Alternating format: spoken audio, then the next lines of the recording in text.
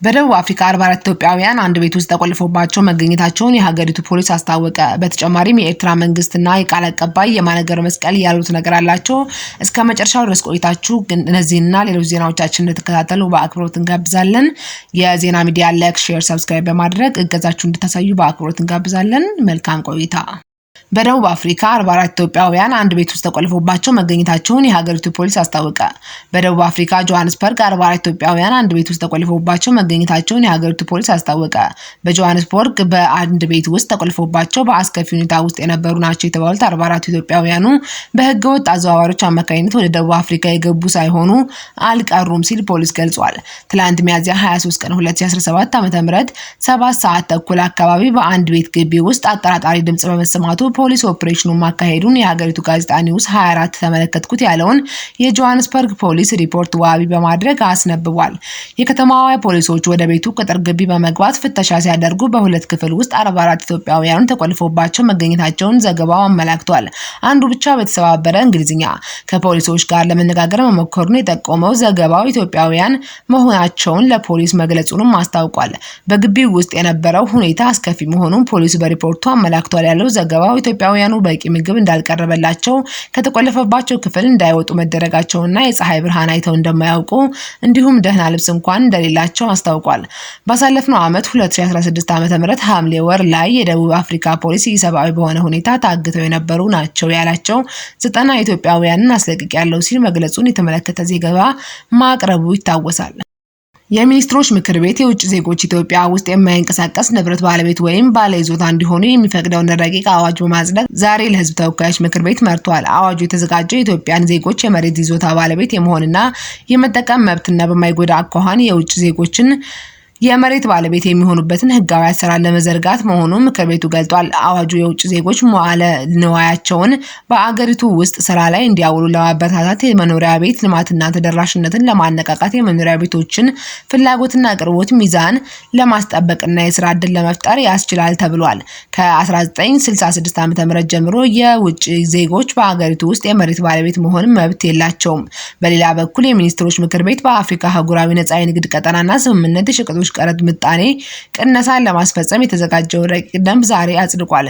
ደንቡ የተዘጋጀው አባል ሀገራትን በመካከላቸው የሚካሄዱትን ግብይቶች በንግድ ታሪፍ ምክንያት ሳይደናቀፉ የሸቀጦች የድንበር ዘለል ዝውውር እንዲሳለጥና ከአባል ሀገራት ወደ ኢትዮጵያ በሚገቡ ሸቀጦች ላይ የጉምሩክ ታሪፎችን ምጣኔ መወሰን በማስፈለጉ እንደሆነ ምክር ቤቱ ገልጧል።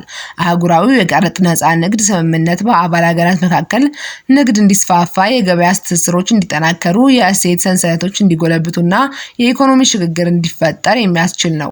ኢሰመኮ በኢንዱስትሪ ፓርኮችና ፋብሪካዎች ተቀጥረው የሚሰሩ ሴት ሰራተኞችን የወሊድ ጊዜ ስራ ፍቃድ በክፍያ ጋር የማገናኘት መብታቸውን እስካሁን እንዳልተከበረላቸው በፋብሪካ ሰራተኞች መብት ዙሪያ ያደረገውን ክትትል አስመልክቶ ባወጣው መግለጫ አስታውቋል። ኮሚሽኑ ክትትል ባደረገባቸው በርካታ ኢንዱስትሪ ፓርኮችና ፋብሪካዎች የሰራተኞች የጤና አጠባበቅ ግብአቶችና የአደጋ መከላከያ አቅርቦቶች ያለመሟላት፣ የደሞዝ ጉዳይና የጸረ ጾታዊ ትንኮሳ ፖሊሲ ያለመኖር ወይም በአግባቡ ያለመተግበር ችግሮች እንደሚታዩ ገልጧል። ኮሚሽኑ መንግስት በአገር አቀፍ ደረጃ ዝቅተኛ የሰራተኞች የደሞዝ ወለልና አለመወሰኑ በኢንዱስትሪ ፓርኮች፣ በፋብሪካዎች ሰራተኞች ላይ ከፍተኛ ችግር መፍጠሩንም ጠቅሷል።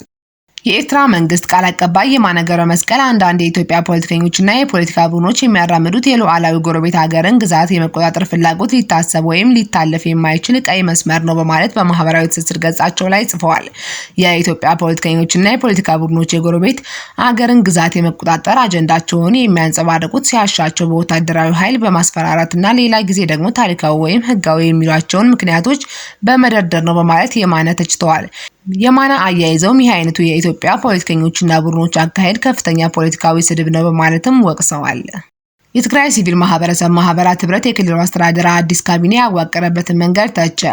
የትግራይ ሲቪል ማህበረሰብ ማህበራት ህብረት አዲሱ የክልሉ ጊዜያዊ አስተዳደር ካቢኔ የፕሪቶሪያውን ግጭት በዘላቂነት የማቆም ስምምነት መሰረት ያደረገ አይደለም በማለት እርምት እንዲደረግ ጠየቀ። የትግራይ ልማት ማህበር ባለፈው ሳምንት ያደረገው ጉባኤ ፖለቲካዊ ውግንና ቅስቀሳ የታየበት ነው ያለው ህብረቱ ጉባኤው እንደገና እንዲካሄድም ጥሪ አቅርቧል። 72 የሲቪል ማህበረሰብ ማህበራትን ያቀፈው ህብረቱ በወቅታዊ ጉዳዮች ላይ ላይ አቋሙን ያሳወቀው ከትላንት በስቲያ ረቡዕ ሚያዝያ 22 2017 ዓ.ም ባወጣው መግለጫ ነው። ህብረቱ በዚሁ መግለጫው በአሁኑ ጊዜ የትግራይ ፖለቲካዊ ቀውስ ወደ ባሰ ሁኔታ ተሸጋግሮ አሸናፊና ተሸናፊ ወደሌለበት አደገኛ ሁኔታ ተገብቷል ብሏል። ህብረቱ በዚሁ መግለጫው በቅርቡ የተቋቋመው የትግራይ ክልል ጊዜያዊ አስተዳደር ካቢኔ በፕሪቶሪያው ስምምነት መሰረት አቃፊ ሆኖ መመስረት ይገባው እንደነበርም ጠቅሷል። ሆኖም በሌተናል ጀነራል ታደሰ ወረደ የሚመራው ካቢኔ የፌዴራል መንግስት በክልሎች ጣልቃ የመግባት አሰራርን ብቻ ተከትሎ የተመሰረተና በጥቂት አካላት የሚመራ በመሆኑ አካሄዱ ለቅቡልነት፣ አቃፊነትና ውጤታማነት እንቅፋት ይሆናል ሲልም ህብረቱ አስገንዝቧል። አድማጮቻችን እስከ መጨረሻው ድረስ ቆይታችሁ የዜና ሚዲያን ዜናዎች ስለተከታተላችሁ እጅግ አድርገን እናመሰግናለን። ለዜና ሚዲያ ላይክ፣ ሼር፣ ሰብስክራይብ እና የደወል ምልክቱን በመጫን እገዛችሁን እንድታሳዩ በአክብሮት እንጋብዛለን። መልካም ጊዜ